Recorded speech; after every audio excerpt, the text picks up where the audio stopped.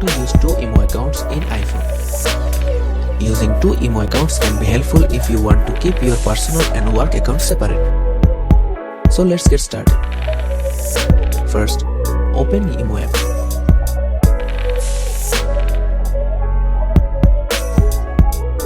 Tap on your profile picture from the top left corner. Tap on switch accounts. Now tap add accounts.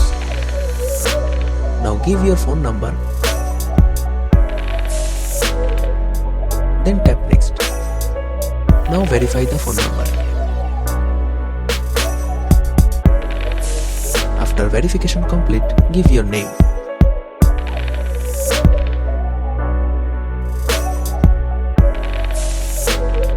Then tap on get started. Now add your profile picture. Then tap on change avatar. Done. If you want to go to previous account, then tap on your profile picture from the top left corner again. Then tap on switch accounts. Then tap on your first profile. That's it. Those are the steps to use two imo accounts on your iPhone.